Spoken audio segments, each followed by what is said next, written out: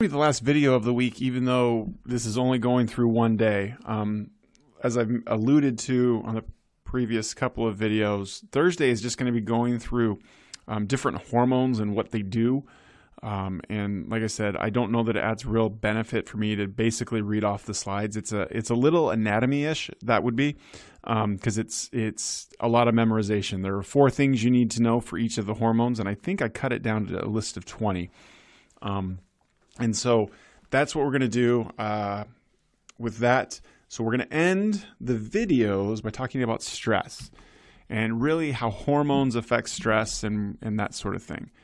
And so we're going to start off is, what is stress?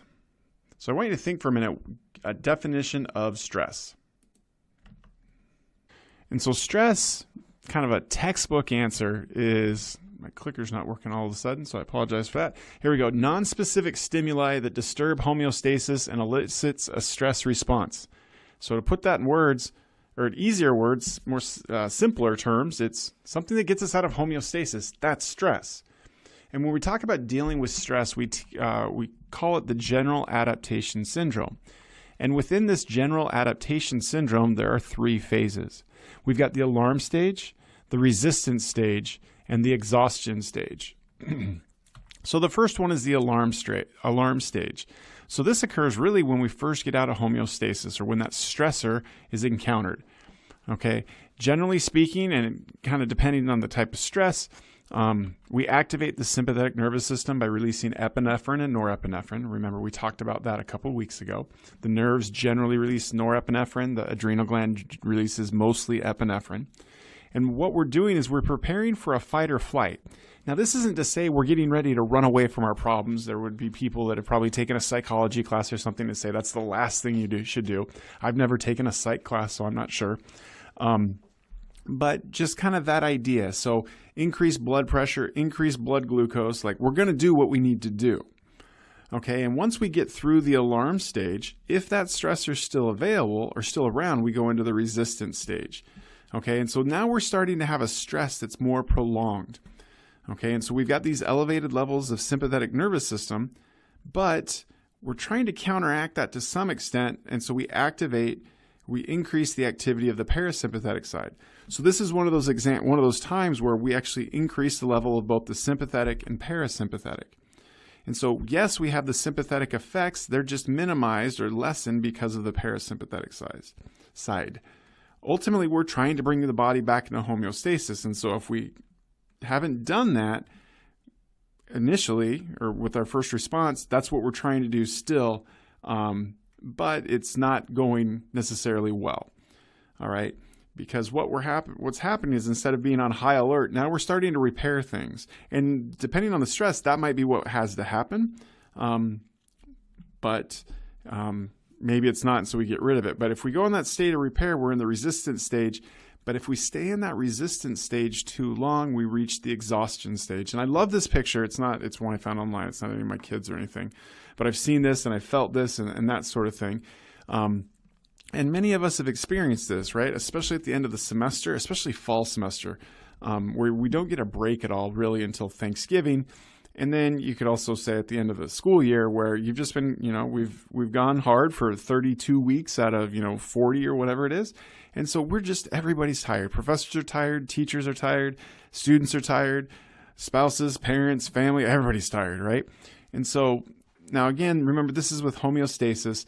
This is when that stress has been around so long, the body's got depleted resources, okay? And I know this might be a little dark, but I really think about this with people that are experiencing or are trying to battle through cancer, where they talk about being tired and exhausted. Okay. And the reason being is that their body's doing everything it can to fight. And that takes a lot of energy, and this stressor, the tumor or whatever it is still there. And so they reach this exhaustion stage. Now, if whatever's causing the stress is gone, you will likely recover. The person will likely recover. But if the stressor is still present, then the body can't cope. Okay, like it says here. And so what happens is things don't get better. They actually get worse. You've only got so much energy to give. You've only got so many things you can do to fight.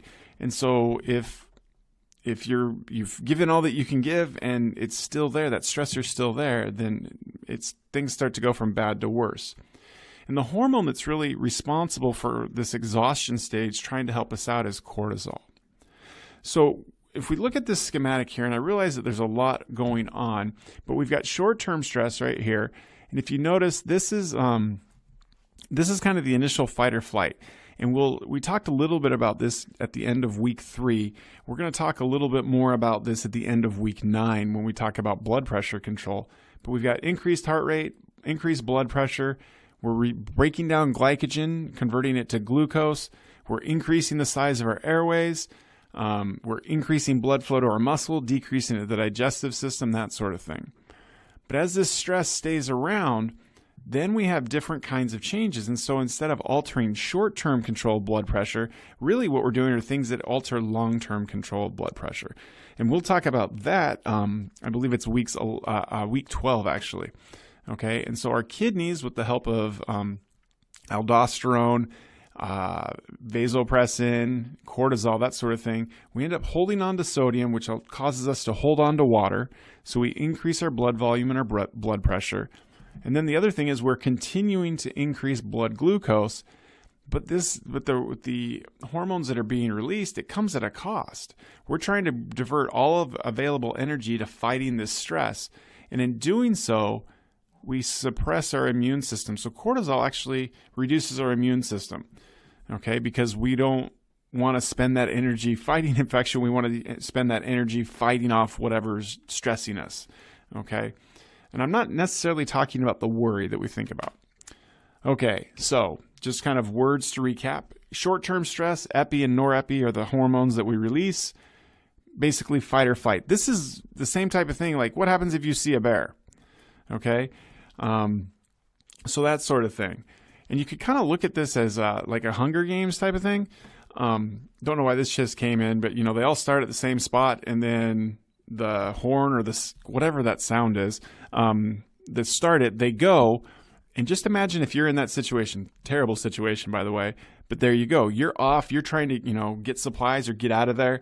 Apparently there's a joke in PE 381 about me in a Hunger Games thing with a bear and a shark and something else, that while they're fighting it out, I'm taking off to get as far away from the bad guys as possible. I don't want to deal with that. So in that short-term stress, I'm trying to get away. But the longer that the Hunger Games goes on, right, and you can even see this a little bit in the movies. Again, I know this is a weird example, but there's long-term stress, right? They're not sleeping well. They're not necessarily eating well, that sort of thing. And so what's going to happen is you're going to release these other hormones, so like aldosterone and cortisol, that's ultimately going to cause some of the similar changes as a short-term stress, but it really comes at a cost. So decreased immune function, decreased inflammation, that sort of thing.